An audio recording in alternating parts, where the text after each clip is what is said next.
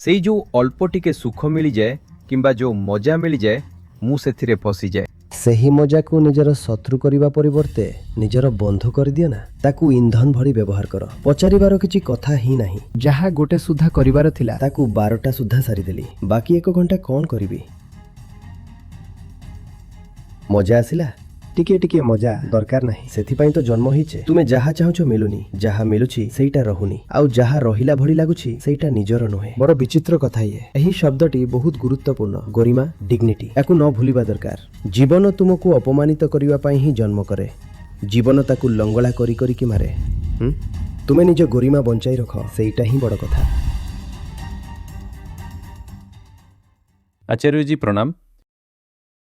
ଆଚାର୍ଯ୍ୟଜୀ, ଯେମିତି ଆପଣ କହିଲେ କି ଯେତେବେଳେ ତୁମ ସାମ୍ନା ଦେଇ ଗାଡ଼ି ଯାଉଥିବ ତୁମେ ରୋଡ଼ରେ ଠିଆ ହେଇଥିବ କିନ୍ତୁ ସେଥିରେ ଲିପ୍ତ ହେବନି।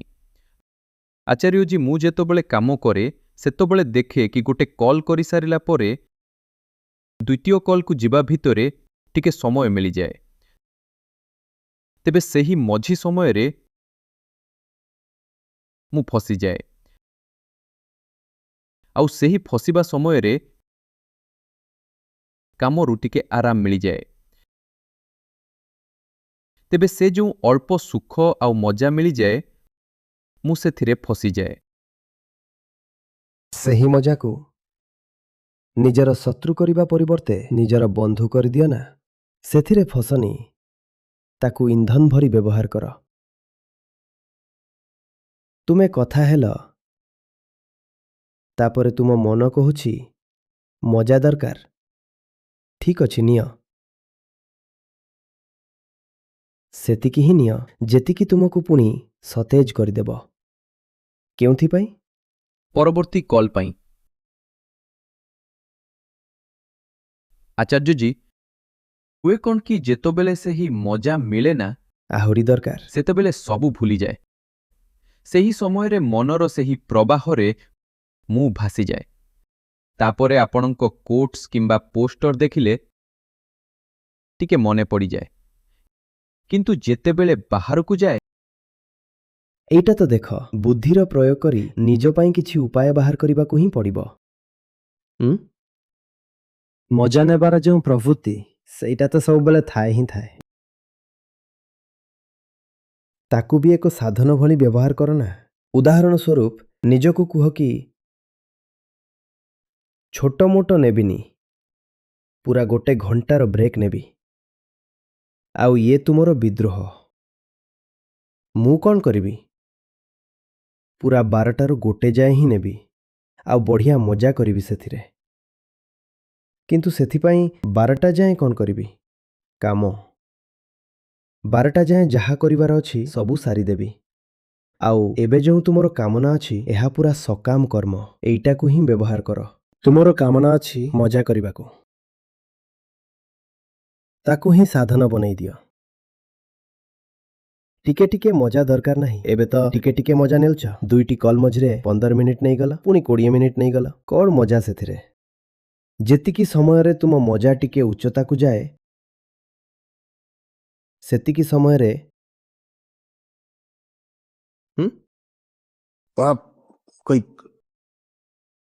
କେହି ତୁମ ଉପରେ ଚିଲାଉଛି କି କ'ଣ କରୁଛ, କଲିଂ କାହିଁକି କରୁନ? ତେବେ ଗରିମାର ସହିତ ହିଁ ମଜା ନେଇଯାଅ। ହକ୍ର ସହିତ ମଜା ନେଉଛ। କାମ ସରିଯାଇଛି। ହକ୍ର ସହିତ ମଜା ନେଉଛ। ପଚାରିବାର କିଛି କଥା ହିଁ ନାହିଁ। ଯେତିକି 1 ଯାଏଁ କରିବାର ଥିଲା ତାକୁ 12ଟା ସୁଦ୍ଧା ସାରିଦେଲି। ବସି 1 ଘଣ୍ଟା କ'ଣ କରିବି? ମଜା ଆସିଲା? ତ ଚୋର ଭଳି କାହିଁକି ମଜା ନେବ? ହକ୍ର ସହିତ ନିଅ। ଏ ଶବ୍ଦ ବହୁତ ମହତ୍ତ୍ୱପୂର୍ଣ୍ଣ। ଗରିମା, ଡିଗ୍ନିଟି, ୟାକୁ ନ ଭୁଲିବା ଦରକାର। ଜୀବନ ତୁମକୁ ଅପମାନିତ କରିବା ପାଇଁ, ହଇରାଣ କରିବା ପାଇଁ, ଜଲିଲ କରିବା ପାଇଁ ଜନ୍ମ କରିଥାଏ। ଆଉ ତୁମର ବଡ଼ରୁ ବଡ଼ ପ୍ରତିକ୍ରିୟା ଏହା ହେବ ଯେ ତୁମେ ନିଜର ଗରିମା ବଞ୍ଚେଇ ନିଅ। ନହେଲେ ଏଠି ପ୍ରତ୍ୟେକ ମଣିଷ ଜନ୍ମ ହେଇଛି ଲଙ୍ଗଳା ହେଇ, ଆଉ ପରେ ପିନ୍ଧିଦିଏ କପଡ଼ା କିନ୍ତୁ ଜୀବନ ତାକୁ ଲଙ୍ଗଳା କରି କରିକି ମାରେ। ଆମେ ନିଜର ଦୁର୍ଗତି କରାଇବାକୁ, ଅପମାନିତ ହେବାକୁ, ସେଥିପାଇଁ ତ ଜନ୍ମ ହେଇଛେ। ତୁମେ ଯାହା ଚାହୁଁଛ ମିଳୁନି, ଯାହା ମିଳୁଛି ସେଇଟା ରହୁନି, ଆଉ ଯାହା ରହିଲା ଭଳି ଲାଗୁଛି ସେଇଟା ନିଜର ନୁହେଁ। ବଡ଼ ବିଚିତ୍ର କଥା ଇଏ। ସେକ୍ସପିୟରଙ୍କ କଥା ଯଦି କେହି କୋଟ୍ କରିବେ ତେବେ ଜାଣିପାରିବେ କିଛି ଏମିତି ଥିଲା ଯେ ଆମେ ପ୍ରକୃତି ପାଇଁ ସେମିତି ଯେମିତି ଛୋଟ ପିଲାଙ୍କ ପାଇଁ ପୋକଜୋକ। ମଜା ନେବା ପାଇଁ ଛୋଟ ପିଲାମାନେ ପୋକମାନଙ୍କୁ ମାରି ଚାଲିଥାନ୍ତି। ହଁ, ଆମେ ସେୟା ହିଁ। ସେଠାରେ ସେ ପ୍ରକୃତି କୁହନ୍ତିନି, ସେ କୁହନ୍ତି we are to gods what flies are to kids, they kill us for their pleasure। ଏମିତି କିଛି ଥିଲା, ବାକି ଆପଣ ଦେଖିନେବେ। ଦେଖୁଛ, ସେକ୍ସପିୟରକୁ କ'ଣ ଦେଖାଯାଉଥିଲା କି ଜୀବନ ତୁମ ସହିତ ବହୁତ ଅପମାନଜନକ ବ୍ୟବହାର କରେ। As flies to wanton boys are we to the gods, they kill us for their sport. ନିଜର ଖେଳ ପାଇଁ ଆମକୁ ମାରିଦିଅନ୍ତି। ୱାଣ୍ଟନ୍ ମାନେ ରାଣ୍ଡମ୍। ସେମିତି ହିଁ ଯାଉଥିଲେ ବିନା କିଛି କାରଣରେ ତୁମକୁ କରୋନା ହେଇଗଲା। ତୁମଠୁ କେହି ଅନୁମତି ନେଇଥିଲେ କି? ଜୀବନ କ'ଣ ତୁମ ସହିତ ଏଇଟା ଅଭଦ୍ରାମୀ କଲାନି କି?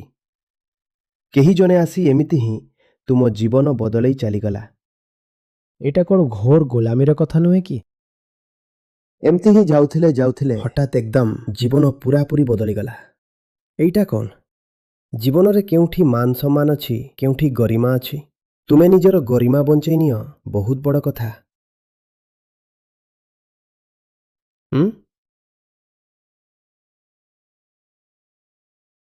ଏମିତି ହେବା ଉଚିତ ନୁହେଁ, ଯାହାକୁ ଦେଶୀ ଭାଷାରେ କୁହନ୍ତି ଲଥଖୋର। ଆଉ ଜୀବନ ତ ସେୟା ହିଁ ଚାହୁଁଛି ଯେ ତୁମେ ଲଥଖୋର ବନିଯାଅ।